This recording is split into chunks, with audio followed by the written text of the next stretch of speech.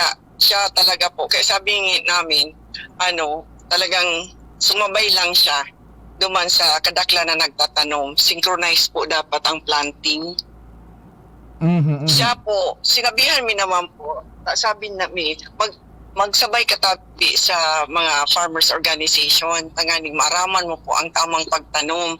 Sabi nga kay itong agom ni Mr. Ronatay, na mana mi man lang nga ini, di man nga kami tatao kung paano pagtanong, sabi niya.